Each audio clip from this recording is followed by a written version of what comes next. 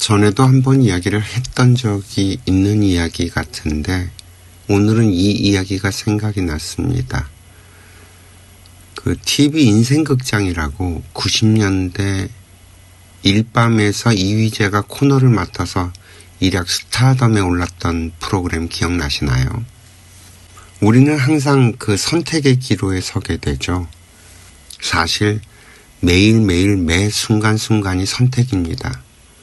아침에 눈을 뜰 때도 바로 일어날 것인가, 민그적 거릴 것인가부터 해서 버스를 타고 가는 노선의 선택, 또 누군가를 만날까 말까, 학교를 갈까 말까, 회사를 갈까 말까, 밥은 뭘 먹을까, 좀 걸을까 말까, 운동을 할까 말까, 영어를 할까 말까. 정말이지 선택이 아닌 것이 없어요.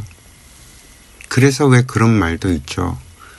지금의 나는 그동안 살아오면서 내가 선택한 모든 것들의 총합이라고 말이죠.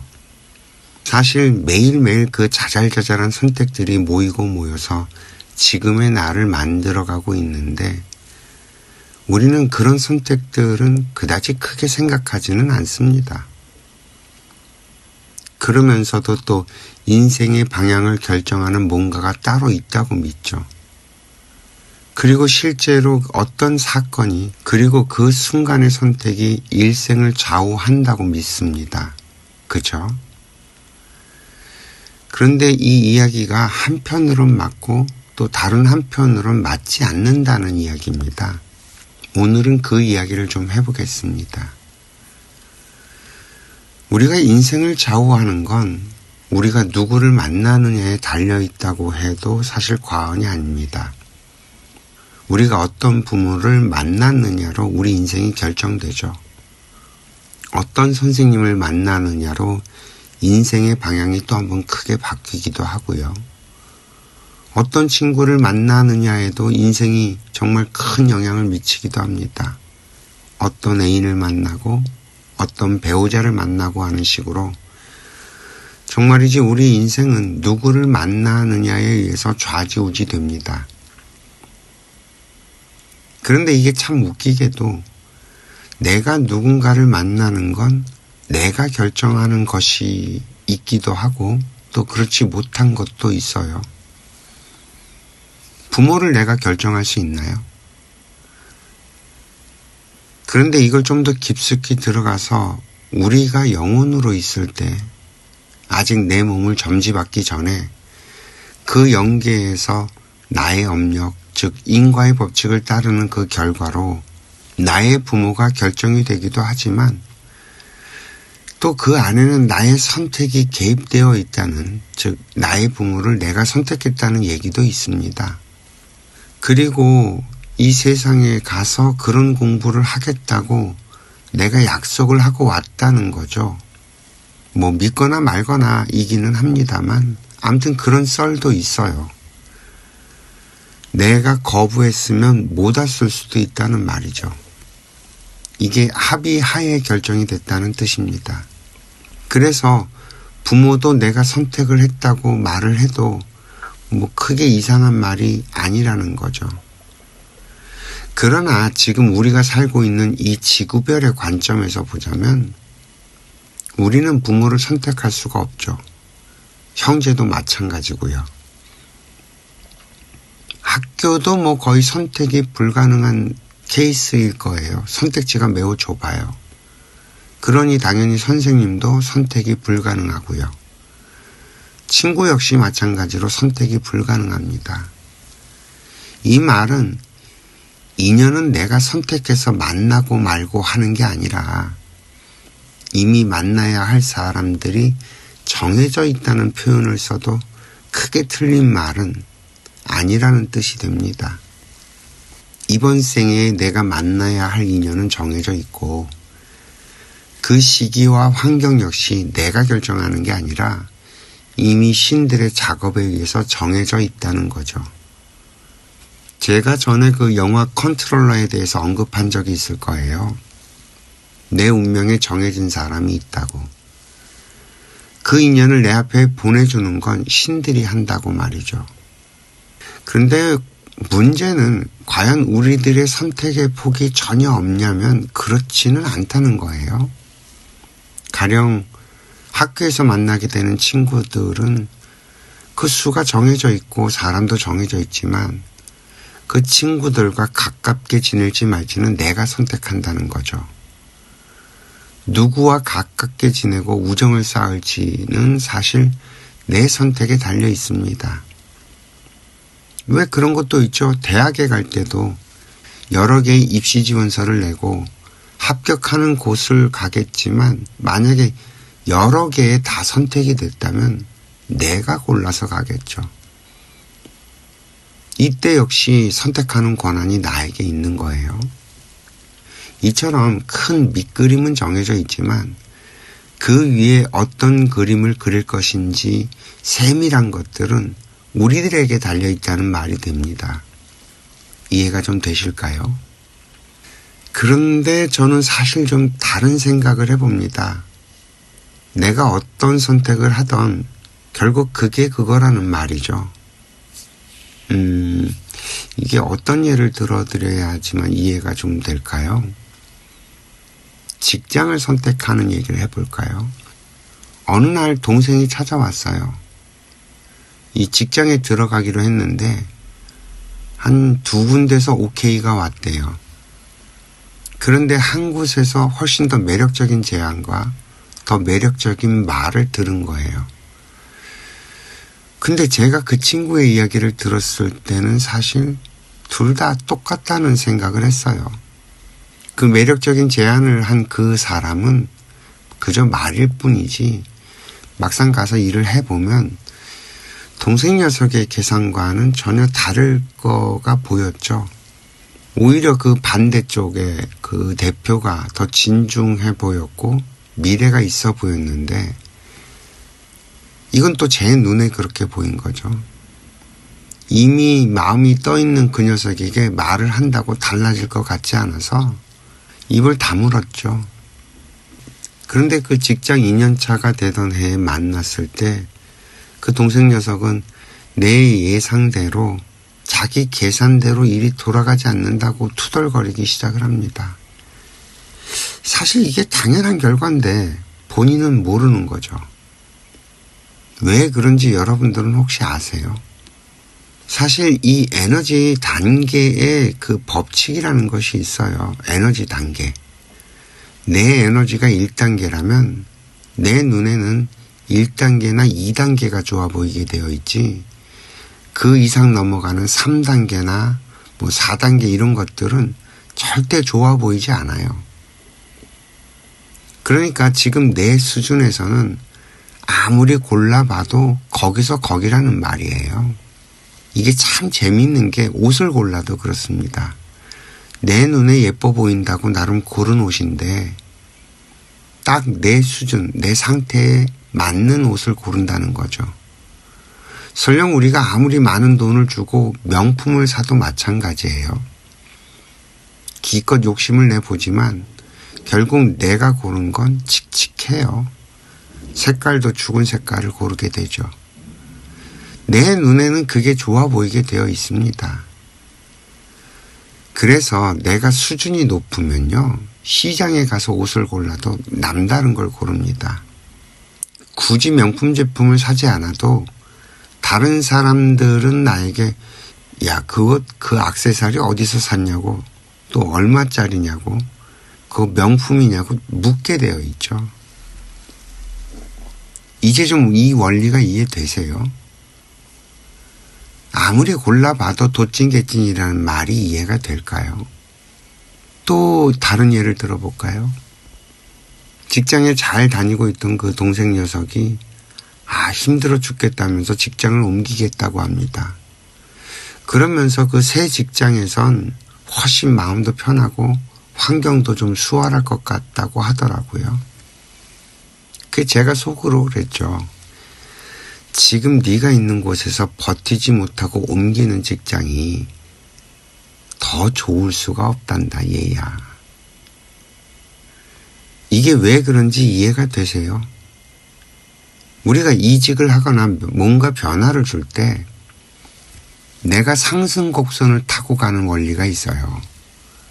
내가 진급하는 방식의 이직은 내가 그곳에서 배울 만큼 다 배우고 알 만큼 다 알아서 그 직장에서는 뭐 없으면 안 될 존재라는 소리까지 들을 수준이 돼야 합니다.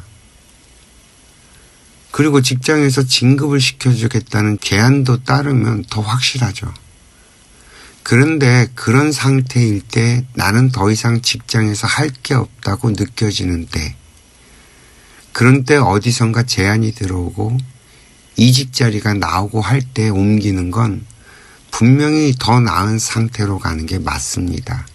이런 경우라면 비록 자리를 옮겨서 처음엔 좀 고생을 하고 힘들 수는 있겠지만 분명히 예전보다 훨씬 더 나은 조건과 더 넓은 세상으로 나아가고 있는 거예요. 그런데 만약에 이런 상황이 아니라면 내 눈에 더 나은 것처럼 보이는 그곳은 지금과 비슷하거나 아니면 더 못한 곳으로 좌천되는 것일 확률이 훨씬 높아요. 이제 좀 그림이 그려지세요?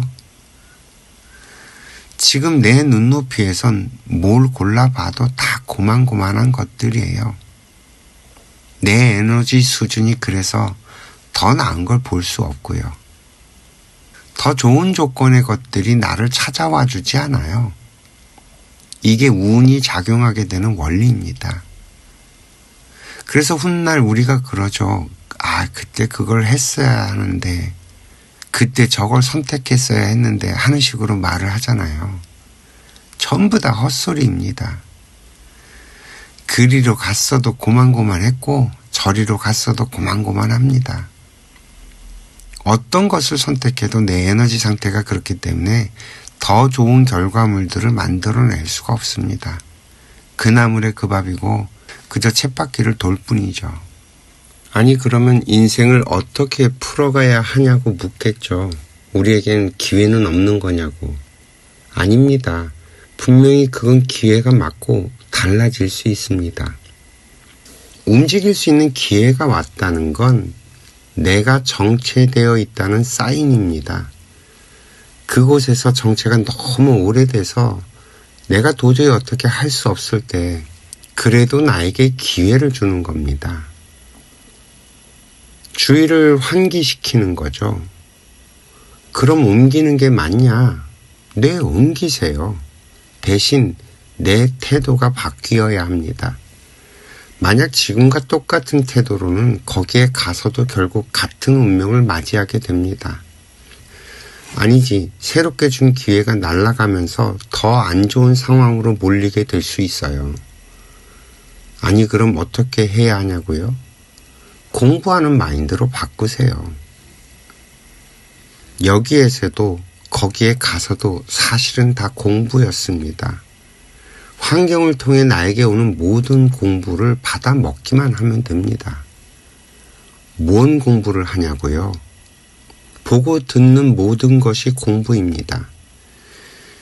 일하는 걸 배우는 것도 공부고요. 거기에 있는 사람들을 알아가는 것도 공부입니다. 이걸 어떻게 설명을 해야 하나? 제가 요즘에 아줌마들에 대한 평가가 좀 박하죠. 여성분들, 그 세상의 엄마들을 좀 탐탁지 않게 말을 하고 있어요. 왜 그런지 제가 설명을 좀 해볼게요.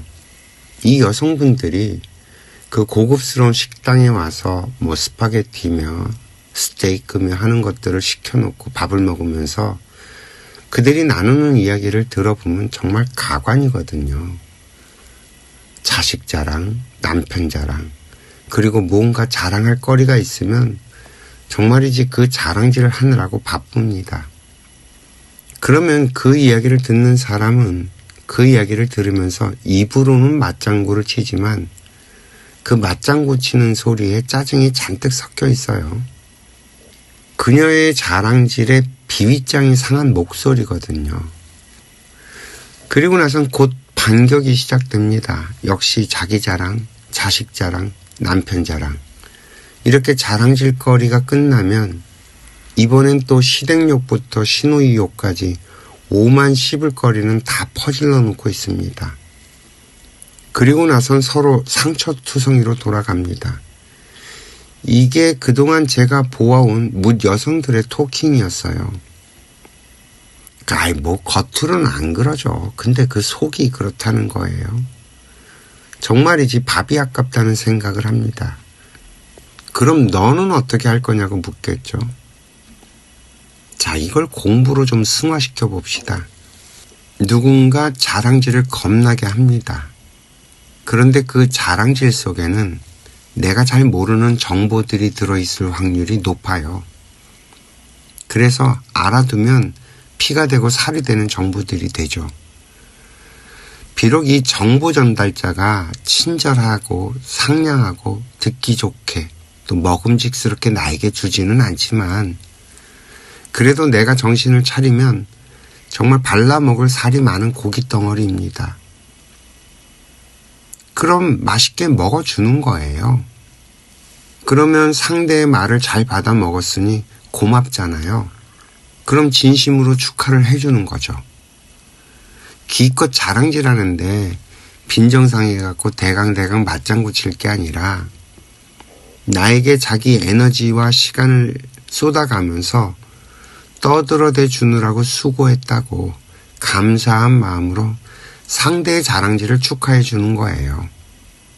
이렇게 되면 상대방은 그 자기가 뿜어낸 그 탁한 에너지를 내가 다 받아 먹어줬으니 그 사람은 개운하고 에너지가 풀리고요.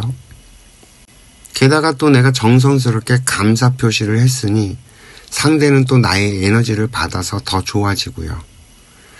아마 모르긴 해도 나를 또 계속 만나고 싶어질 겁니다. 이해가 좀 되시겠어요? 이 또한 컵의 원리인 거예요. 상대를 위해서. 내가 상대를 위해서 할 수 있는 걸 한다는 거죠. 이렇게 우리의 수다를 공부로 승화시켜버리면 수다는 수다로 끝나는 게 아니라 우리의 모임이 공부의 장, 토론의 장으로 발전을 해나갈 겁니다. 같은 상황을 놓고도 공부를 한다는 마인드로 접근한다는 건 이런 걸 말하는 겁니다. 직장에서 공부하는 마인드로 들어가면 그 업종을 공부하게 되겠죠? 그러면 그 업종이 그동안 운영되는 방식이 어땠는지, 또 다른 회사들은 또 어떻게 하고 있는지, 우리 회사는 또 어떤 차별점이 있는지, 오너들의 생각은 어떤지, 직원들의 마인드는 어떤지, 이런 것들부터 해서 회사 구성원들의 태도를 보면서 그 사람에 대한 유형을 또 파악해 가면서 내가 어떻게 행동을 해야 하는 것인지 연구를 하는 식으로 말입니다. 이걸 공부로 접근하면 정말 할 일이 많습니다. 그리고 재미를 쏠쏠하게 느끼게 되죠. 이 세상에 뭐니 해도 모르는 걸 알아가는 재미보다 쏠쏠한 게 없습니다. 이게 연애만은 못해도요, 웬만한 놀이만큼은 재미있는 게 공부지 말입니다. 이 공부 자세로 직장 생활을 하면 아무리 내가 좌천을 당했다 하더라도 나는 다시 금방 원기를 회복할 수 있습니다. 이 에너지 급수가 올라간다는 말이에요. 더군다나 이미 한 번 갔던 길이기 때문에 훨씬 수월하게 올라갈 수 있을 거예요. 이해가 좀 되시겠어요? 내 수준이 올라가야 내 환경이 바뀌고 내가 선택할 수 있는 선택지의 수준도 바뀌는 겁니다. 기왕의 이야기가 나온 김에 그 이야기도 좀 해보겠습니다. 금수저, 흙수저라는 게 애초에 존재하지도 않는 이야기라는 걸 이 설명을 들으시면 좀 이해가 되실 거예요. 그 외에 우리들이 하는 말 가운데 검은 머리 짐승은 거두는 게 아니라는 말이 있죠. 사람을 걷어서 키웠는데 오히려 배신을 당했을 때 이런 말들을 하죠. 그런데 여기에 대해서 그렇게 오랜 세월 동안 계속 왜 반복해서 이런 현상이 벌어지는 걸까요? 원래 인간이 태어날 땐 자기가 가지고 있는 업력에 의해서 자기가 태어나고요. 또 성장할 환경이 정해져서 옵니다. 부잣집에 태어나서 성장할 사람하고 가난한 집에 태어나서 성장할 사람은 서로 자기가 가진 업력이 달라요. 따라서 갚아야 할 빚의 무게도 다르고요. 그래서 자기가 감당할 수 있는 그 무게가 다 다르게 태어났습니다. 왜 그 왕관의 무게를 견뎌야 한다고 그러잖아요. 험한 환경에서 자라야 할 사람을 안정적이고 편안한 곳으로 보내면요, 못 견디고 도망을 칩니다. 이게 참 묘한 거예요. 배가 고파야 할 사람이 있고요. 배가 고프면 못 견디는 사람이 있어요. 자기 재주와 근기를 타고 태어나기 때문에 이 어려움이 닥쳐야만 성장하고 발전할 수 있는 그런 인생의 근기를 가진 사람이 있고요.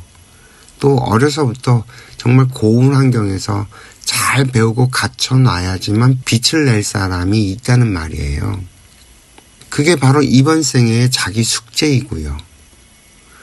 그 남들의 숙제를 백날 쳐다봐야 소용이 없어요. 내 숙제를 풀어야지. 험하게 살아야 할 사람을, 그래야지만 크게 성장할 사람을 온실에다 가두면 이게 어찌 되겠어요. 결국엔 사고를 치게 됩니다. 그러니까 검은 머리 짐승은 거두는 게 아니라는 소리를 하게 되는 거고요. 이게 다 원리를 모르고 사람을 볼 줄 모르니까 분수에 넘치게 잘해주고 안 좋은 소리를 듣고 하는 거예요. 막 다루고 막 길렀다면, 그래서 그에게 맞게 일거리를 주고 환경을 주고 성장을 시켰다면 그래도 사고를 칠까요?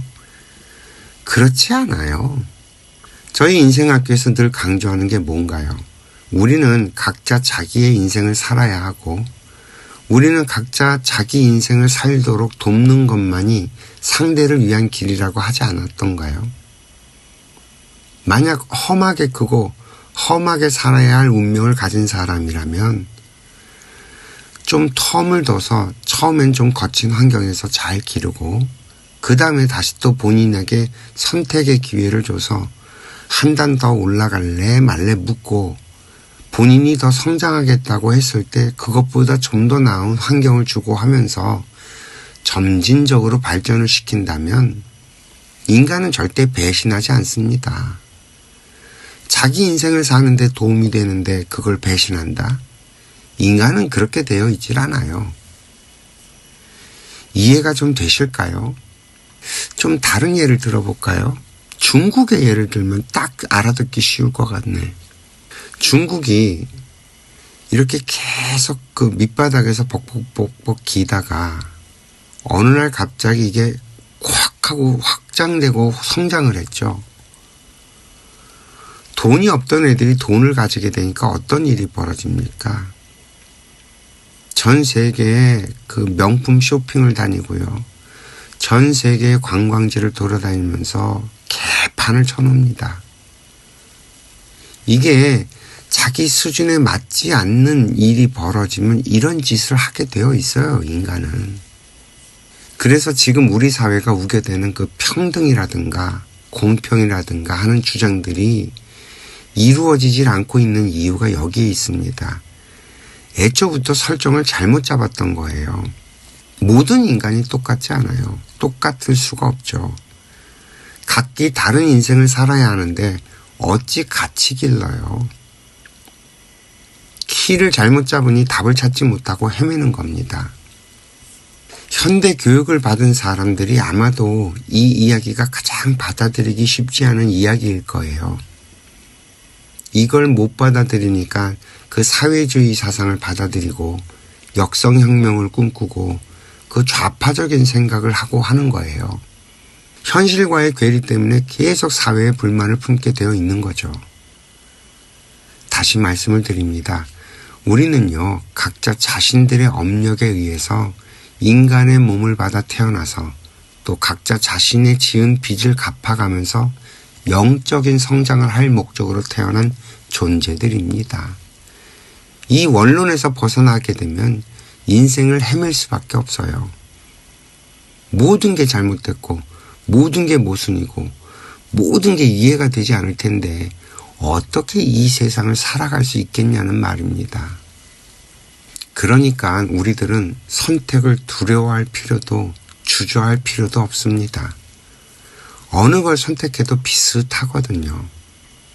특별하게 더 좋은 게 나에게 올 리가 없잖아요. 내 에너지 상태에 맞춰서 나의 수준에 맞춰서 자연이 착착착 알아서 보내주고 있기 때문에 이걸 억지를 부린다고 결코 나에게 도움이 되질 않아요. 왜 그 연예인들이 한참 주가 높을 때 비싸게 팔아서 재벌가의 시집 갔다가 도로 튕그러져 나오는 거 못 보셨나요? 자기 딴에는 최고 좋은 거 뽑는다고 뽑았다가 인생만 허비하고 피눈물만 쏟고 말이죠. 그 속에서 그 압력을 버틴다고 고생이란 고생은 다 하고 말이죠. 제발 한 발 한 발 가세요. 이게 늦는 것 같아 보여도요. 그게 가장 지름길이고 가장 빠른 길입니다. 그리고 그 제발 그 저질러 놓고 보라는 말이나 행운은 행동을 해야 온다는 말, 이런 말 같지 않은 거에 속지 마세요. 그게 되는 사람이 있고요. 그 방식이 맞는 사람이 따로 있습니다. 그렇게 풀려가야 할 사람은 정말이지 묻지도 따지지도 않고 그런 행동을 합니다. 나는 그게 잘 안 되는 사람이니까 주저하고 망설이는 거예요. 전부 다 풀어가는 방식이 다 달라요. 모두가 똑같지 않다는 말입니다. 어떤 사람은 정말 확실해야 가는 사람이 있어요. 그렇지 않으면 꼼짝도 못하는 사람이 분명히 있습니다. 이게 틀린 거냐? 그렇지 않다는 거죠. 그게 그 사람의 인생이고 그 사람이 살아가야 할 방법이에요. 제발 좀 남과 비교하지 마세요. 내가 좋은 걸 선택하는 겁니다. 그게 싫으면 하지 말아야죠. 억지로 왜 합니까? 요즘 그 김미경 강사가 책을 내고 여기저기 다니면서 하는 말이 참 재밌어요. 자기계발책을 20권이나 내고 또 매일 새벽같이 일어나서 정말 자기 열정을 갈아놓고 살았는데 그동안에 자기는 너무 괴로웠다는 거예요. 지옥 같았다고 그럽니다. 그래서 얼마 전엔 죽을 생각까지 했었대요. 정말이지 이렇게 억지를 부리면 탈이 나게 되어 있어요. 욕심을 부린다고 그게 되나요? 자기에게 맞는 옷을 입어야 예쁜 거지. 빌려 입은 남의 옷은요, 아무리 비싸고 좋은 옷이라고 해도 입어보면 이상하게 보일 수밖에 없잖아요. 그리고 그 무엇보다도 모든 것이 배우는 중이라는 사실만 놓지 마세요. 그렇게만 된다면 결코 실패는 없을 테니까요. 어디에 가도 뭘 해도 배우는 사람에게는 별로 문제가 되지 않아요. 설령 문제가 생겨도 그게 공부로 가는 사람에게는 괴로움으로 다가오지 않습니다. 오히려 하나라도 더 알게 되어 감사한 일이 되어버리죠. 결국엔 똑같은 것들이 태도의 문제라는 겁니다. 저는 사실 일평생을 학생이라는 신분으로 살고 있습니다. 아직까지는 이 세상이 저를 그렇게까지 쓰지 않고 있네요. 여전히 모르는 것들이 더 많고 아직까지는 궁금한 것도 더 많습니다. 그래서인지 아직까지는 후회되는 일이 없습니다. 그저 내 앞에 펼쳐지는 환경을 하나씩 하나씩 처리해가면서 살기도 바빴으니까요.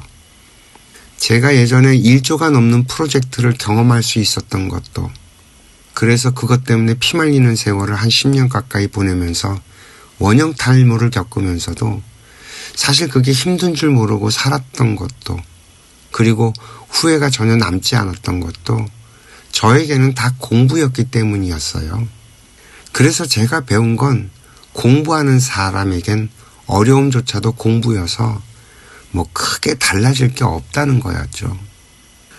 그 얘기를 해드려야겠네요. 제가 듣기 훈련 프로그램에서도 얘기를 했던 건데 그 선택의 기준을 좀 알려드릴게요. 할까 말까 하지 마라. 갈까 말까 가지 마라. 이해가 안 되면 움직이지 마라. 이것이 제가 선택을 하는 기준입니다. 그 선택에 대한 명언으로 떠돌아다니는 걸 보니까 할까 말까 할 땐 하라고 그러고요. 또 하고 후회하라고 그러던데 제발 이런 엉터리 이론들이 빨리 사라졌으면 좋겠어요. 아니, 후회할 선택을 도대체 왜 하라고 하는 건지 말이죠. 할까 말까 하는 건 아직 내가 잘 몰라서 그래요. 그럼 일단 잠시 멈추고 더 알아봐야죠. 정보가 더 들어오게 되면, 그래서 명확해지면 이런 의문이 없이 할 수 있어집니다. 내가 할 수 있는 걸 해야지 할 수도 없는 걸 억지로 하면 되나요? 갈까 말까도 마찬가지예요.